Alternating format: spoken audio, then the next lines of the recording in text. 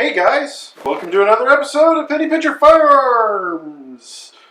I probably make it sound way more exciting than it really is. So, you guys have seen the 44 1851 Navy, of course. You've probably seen it a few times now. Well, I've got here its big brother, the 1847 Walker. This was the biggest percussion revolver ever made, as far as I know of the history of percussion revolvers. This is a big boy. It shoots a 60 grain black powder load, which is twice the power of a 30 grain load that's expected out of this. So it's basically shooting a rifle-sized load of black powder behind 220 grain, 200 grain, depending on what you're using. 200 grain for a ball usually, or 175 grain for a ball, and 200 grain for conical. I'm shooting conical out of these. It's actually designed to shoot conical bullets rather than ball. It can shoot ball, of course. In fact, with the conical bullets, you want to shoot 50 grains of black powder, and with the ball, you can shoot 60. Nowadays, I don't shoot that much. 60 grains of black powder is really, really hard on this revolver. Now, this revolver was designed by a Texan. Well, part of it was designed by a Texan. Another is designed by Colt, of course, with the help of Eli Whitney Jr. back in 1846, 1847. A guy named Samuel Walker went up to see Samuel Colt, and they designed a new revolver, basically making a lot of improvements on the Patterson design from 1836. And some of them are improvements, some of them really aren't. Things like the loading lever being really weak.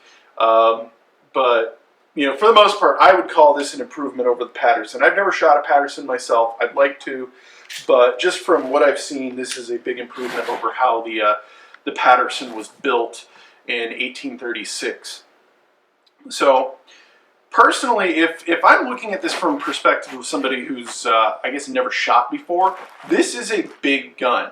This is a very big gun. This is a saddle revolver. This is 4.5 pounds of steel, brass, and wood. It's heavy, and these were literally designed to be held in holsters on a saddle. You weren't going to wear this on your belt, though I have a belt holster, and let me tell you, it's heavy on a belt.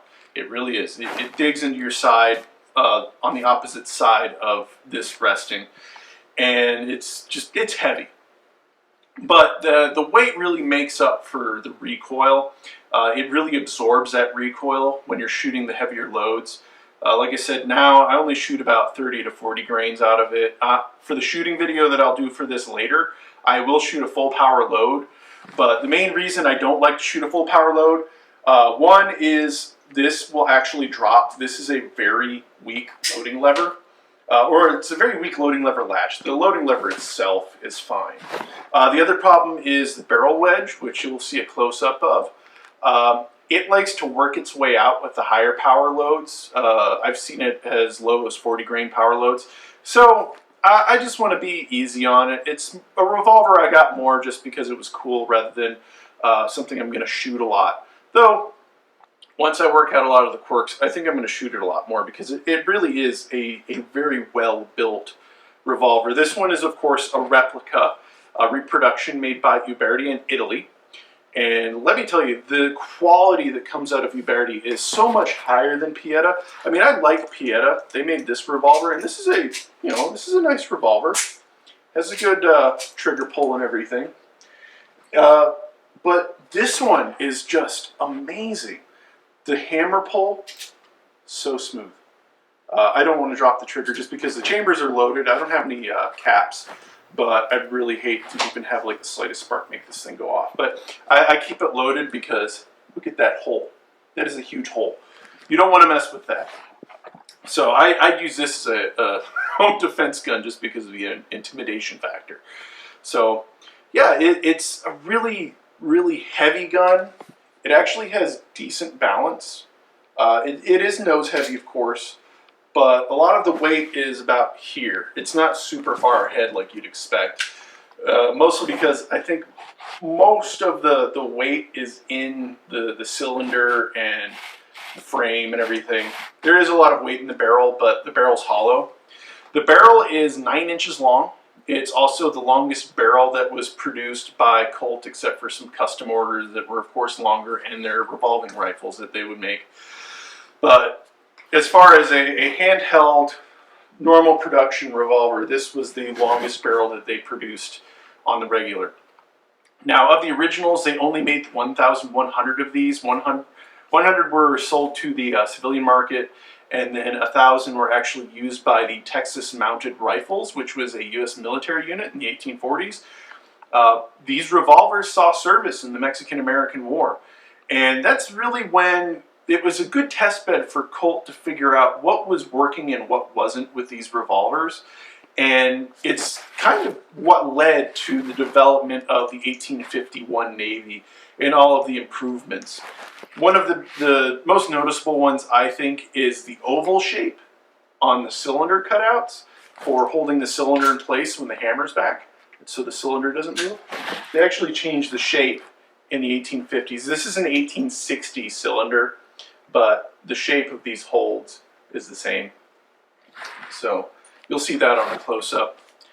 And the grip on this is kind of narrow. It's a little too narrow. It doesn't fill out your hand quite well enough. And with the recoil, even with the weight absorbing most of it, it is still a really heavy recoil. It does have a habit of slipping up your hand and kind of messing with your accuracy. So I'm not going to tell you this is a perfect revolver. It really wasn't.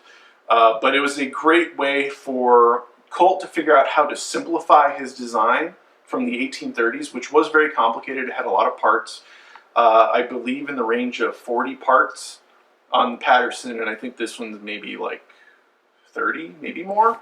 I could be wrong on that. I should probably do better research on, guys. So, but it's a good revolver. I'm not saying it's bad. It's actually quite accurate. With the heavier loads, it does shoot a little high, but when I'm shooting what I would consider a standard 44 caliber black powder load, a 30 grain load with a little bit of cornmeal put in there as a filler, it seems to shoot pretty much spot on. I don't know about impact strength or impact power or anything, but I do know that, at least according to some sources, this was the most powerful revolver available until the 357 in the 1930s. So this packed a wallop. This was a powerful gun. And the main reason for that was Walker wanted something that could take down a horse. And I don't know if that's true for this revolver, but you know, I could see that happening because it is powerful. It's loud. It's just got a lot of punch to it. It feels powerful. Even just holding it, it feels powerful. And it's long. It's intimidating. So no matter what, it still looks just mean. So that's why I use it kind of as a home defense firearm. Also, I really don't expect a lead ball to go through multiple walls and hurt other things. So I would trust this for home defense, at least for looks, because I think somebody looks at this and they're not going to mess with me. Wow, that thing's big. So, yeah, it's a really nice revolver. Not perfect. I would actually think, you know, in retrospect, I would probably go for like a third model Dragoon, which is based on the Walker design. It's a little bit smaller in the cylinder, a little bit shorter barrel. It has some improvements on the loading lever latch. It actually has like a more positive latch. It has a rounded trigger back. It's all around a little bit lighter. I think it's like 3 3/4 pounds rather than 3.5 pounds, like, or 4.5 pounds like this one. So it's all around a little bit lighter. It still provides mostly the same performance. So like I said, retrospect, I probably would have gone for the Dragoon. Though if I was looking for something to carry in a holster on my hip, it would be either this or my 36 Griswold and Gunnison. And I do really enjoy the Griswold more than the 44, just because I like the low recoil. That's also why I like this, is because the recoil, despite, you know, the larger charge, is lighter because the weight of the revolver absorbs a lot of it. So, yeah. So, just so you guys know, it was $389 from Sportsman's Warehouse. You can get it for less in some cases. I've seen it on sale for $375. I think that was Taylor's. There's also some of these available through Cimarron Arms, Texas Jacks, Dixie Gunworks. Really anywhere that you can find percussion revolvers, you're going to find Walker reproductions. Obviously, there are more Walker reproductions than there are originals. Somebody tells you that they're selling you an original. One, you're probably spending way less than you would for an original. Originals go for $150,000. These go for $389,000 and lower. I've seen them for higher too. You can also buy kits of these. I think Taylor's sells kits. They're unfinished, unblued. The wood is unfinished. It requires a little bit of fitting, but otherwise you can put the whole thing together yourself, and you'll have yourself a functioning revolver for a really low price. I think those were $325. So it's above my penny pincher limit of $300, but for something that's this big, this powerful, this intimidating, I really consider it still a penny pincher. It's a little less powerful than a 357, but it's probably going to deliver just as much damage using a lead ball or a conical bullet. So just think that you could have this for less than you might pay for a Taurus 357. So, like I always say, a good gun doesn't always have to cost a pretty penny.